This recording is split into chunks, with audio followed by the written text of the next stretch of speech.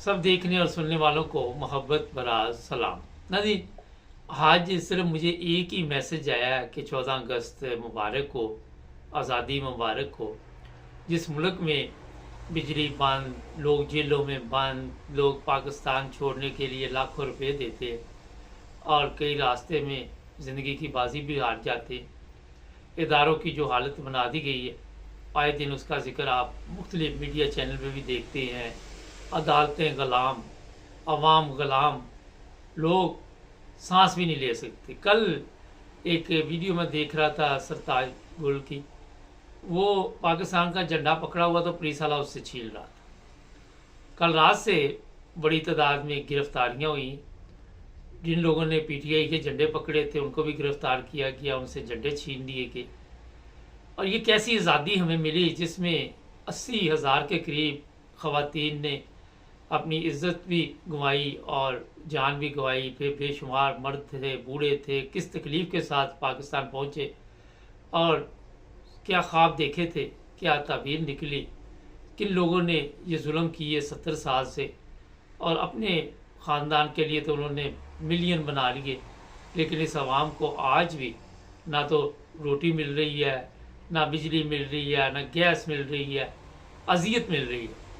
हमारे साथ अब्दुल कयूम साहब होंगे। और ये भी मैं बता दूं कि ये जो 14 अगस्त मना रहे हैं, इसमें आज भी अगर लोगों से पूछे कि आप इस मुल्क में रहना चाहेंगे तो मेरा ख्याल 99% लोग जो है वो कहेंगे नहीं जनाब, हम यहाँ से जाना चाहते हैं। सच ये आज़ादी ऐसे की होती है। मुबारक साहब, जो आपने कहा बहुत बड़ी बातें आपने की, लेकिन पाकिस्तान बनाने वाले तो दयानतदारी से बना के गए थे और वो तमाम पाकिस्तानी, वो तमाम मुसलमान थे। उसमें किसी का कोई तफरका नहीं था, ये किस कौन क्या है, मुसलमान थे। उन्होंने हमारे लिए एक मुल्क बनाया, अपनी मेहनत से, पैसा उनका अपना था, लगाया, जिंदगी गंवाई, तालीम सब इस्तेमाल की और हमें मुल्क एक दे गए। इसके बाद माफियाज हमारे ऊपर चढ़ गए। आज तक माफियाज ने इस मुल्क के अवाम को कुछ नहीं दिया। जैसे आपने भी कहा अभी, हर इंसान उस मुल्क के अंदर परेशान है, ना उनको इज्जत है, ना उनकी कोई इज्जत है, ना उनको कोई इंसाफ मिलता है, ना वो इज्जत के साथ या अल्लाह ताला के सामने सजदा कर सकते हैं। डर डर के मस्जिदों में जाते हैं और उनको पकड़ पकड़ के मारा जाता है। ना उनको इंसाफ मिलता है, ना उनको इज्जत मिली है, ना उनको रोजगार मिला है, ना उनको कोई सेहत के लिए कुछ मिला है, ना उनको कोई आगे यानी किसी चीज का कोई फ्यूचर नहीं मिला उनको पाकिस्तान में। पाकिस्तान तो बन गया, हम उसके ऊपर खुश हैं और उनके लिए तारीफ करते हैं जिन्होंने बनाया था, वो इस तारीफ के काबिल थे। लेकिन कायदे आजम के मजार के ऊपर जाके झंडे चढ़ना और गार्ड ऑफ ऑनर देना, इसका क्या मकसद है? उसकी कब्र 100 मीटर नीचे है। वहां पे आपको याद होगा मुबारक साहब एक बात, वहां पे क्या होता रहा है, वो लोग कब्र का वो एक कमरा हायर करके क्या करते थे, आपको सब पता है। कायदे आजम का मजार ऊपर बनाया हुआ है लोगों को हौसला देने के लिए, और गार्ड ऑफ ऑनर हो रहे हैं और सब आरामखोर, लानती, बेईमान, धोखेबाज वहां जाके हाथ खड़े करते हैं जैसे वो कुत्ता पांव फैलाता है। और दुआ किस चीज की दुआ इनकी कबूल होती है? वो ये कहते हैं, मोहम्मद अली जना थैंक यू वेरी मच, तुमने पाकिस्तान बनाया, हम कम से कम तो फिर पे हमने पाकिस्तान के लूटे, हमारे बंगले, कोठियां, कारें, जायदादें बाहर बन गई हैं, थैंक यू मोहम्मद अली जना साहब। ये वहां जाके ये कहते हैं, क्या उनकी दुआओं से मोहम्मद अली जना साहब को जन्नत मिलने वाली है? नहीं, उनके अपने माल थे। वो जो लोग पाकिस्तान बना के चले गए, उनके अपने माल है, उनको क्या मिलेगा वो अल्लाह ताला देगा उनको, लाजमी बात है, उनको बड़ा सिला मिलने वाला है।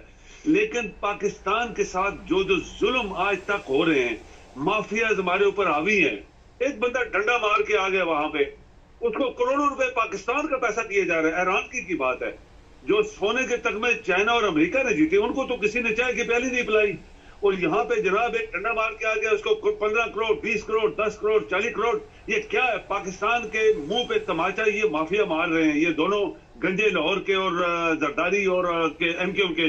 पाकिस्तान के लोगों के साथ जो मजाक हो रहा है, हर रोज आपके फौजी मर रहे हैं, हर रोज, और एक चीफ ऑफ आर्मी स्टाफ उछल रहे हैं रात दिन। तो ये जो भी हुआ, आपने सही कहा, पाकिस्तानी समुद्र में डूब रहे हैं यूरोप में आने के लिए, समुद्र में डूब रहे हैं, आधे डूब जाते हैं वहां पे। 50 अगर 100 बंदा होता है, 50 डूबता है, 50 इधर उधर करके पहुंच।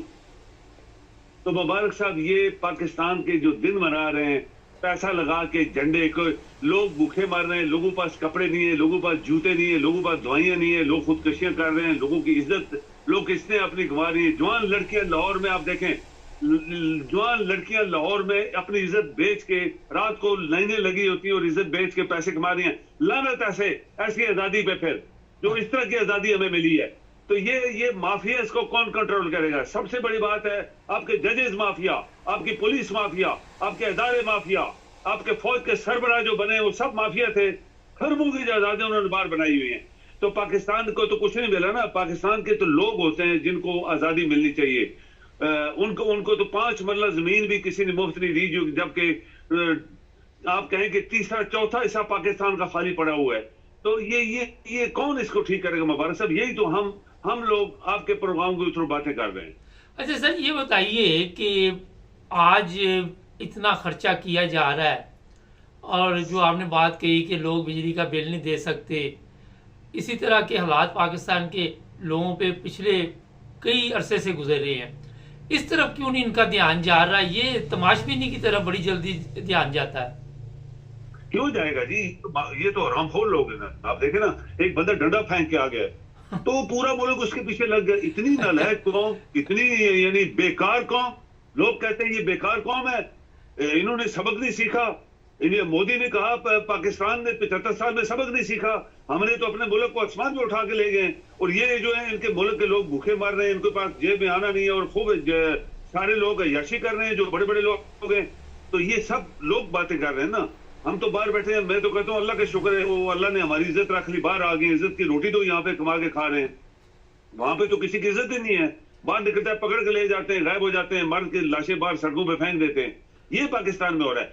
जो पाकिस्तान आज तराने और ये वो और झंडे, ये पैसा तुम गरीबों के ऊपर लगाओ, गरीबों को दवाइयां दो, गरीबों को तालीम के लिए पैसा लगाओ। तुम्हारे बच्चे आज भी टाट्स के ऊपर कीचड़ में बैठे हुए स्कूलों के अंदर। खरबों रुपए मुबारक साहब लोगों ने दिए जलजिले में, और जब सैलाब आए वो पैसा कौन खा गया? यही आरामखोर खा गए। आप देखें कि ये इनकी टरे देखें। चीफ ऑफ आर्मी स्टाफ गया, लोगों के पाँव शौक पकड़े, सऊदी और कुवैत, ये वो इतने ट्रिलियन बिलियन डॉलर्स हमारे पास आ रही है। वो क्या कहते हैं, लोग इधर आगे बिजनेस, किसी ने आना नहीं आपको दिया। ये जो मदारी है, ये पूरी दुनिया के पाँव शौक पकड़ के एक आना नहीं आपको किसी ने दिया।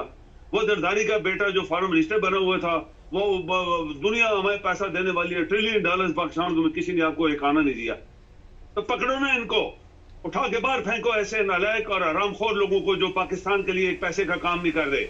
ये पार्लियामेंट में हरामखोर लोग बैठे हुए जो पैसे का काम नहीं कर रहे, और पाकिस्तान जिंदाबाद का नाम लेके मोहम्मद अली जिन्ना के कब्र पे जाके दुआई देते हैं कि अल्लाह तेरे शुक्र है इस तरह के तूने बंदा पैदा किया था, उसने मुल्क बनाया और हम हरामखोर बन गए, हम खा रहे हैं, हमारी औलादें खा पी रही हैं और पाकिस्तान के लोग मर रहे हैं।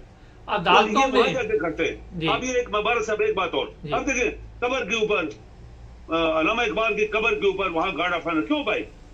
वो एक शायर था भाई। ख्वाब तो आपने भी देखा है, मैंने भी देखा है, सब दुनिया देख रही है पाकिस्तान की बेहतरी के लिए। हमारे उन लोगों को याद करो ना जिन्होंने पाकिस्तान बनाया, जो जिनकी जेबों में एक आना नहीं होता था, उनको कोई याद नहीं कर रहा, और इनके कब्रों पे गार्ड ऑफ ऑनर चढ़ रहे हैं। ये सब ज्यादतियां हो रही है ना हमारे साथ। हर बंदा जो है इस मुल्क को लूट रहा है, खा रहा है, कोई इसको रोकने वाला नहीं है। और अगर कोई सच बोलेगा तो उसको गायब कर देते हैं जी। बहुत शुक्रिया। उसको गायब कर देंगे, उसकी औलाद को गायब कर देंगे, उनकी बीवियों को औलाद को गायब कर देंगे। सही है, बहुत शुक्रिया सर जी, मेहरबानी।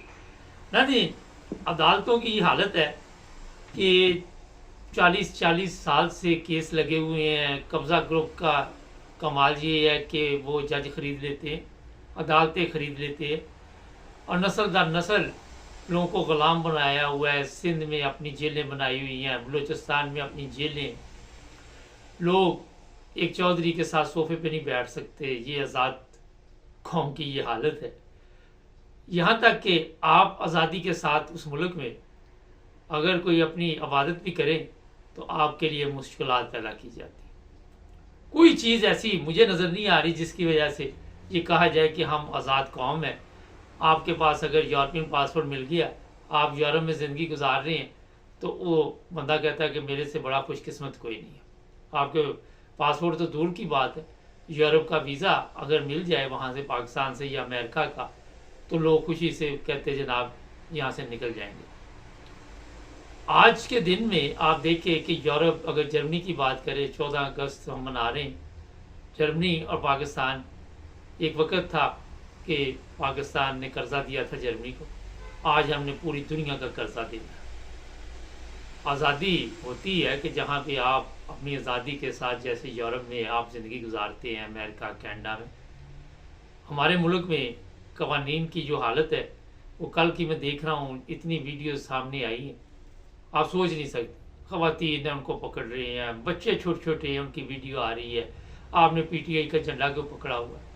खौफ, ये खौफ जो इस कौम के अंदर डाल दिया गया है, उससे कौम बाहर नहीं निकल पा रही। दिमागी तौर पे ये जगड़ दिए गए हैं और नाम मनाया ना, और बताया ये जा रहा है कि हम एक आज़ाद मुल्क हैं, आज़ाद कौम है। एक छोटी सी बात आपको बता देता हूँ, आज अगर हिंदुस्तान में ये लोग होते, जितने भी ये चोर हैं, तो क्या यहाँ तक पहुँचते?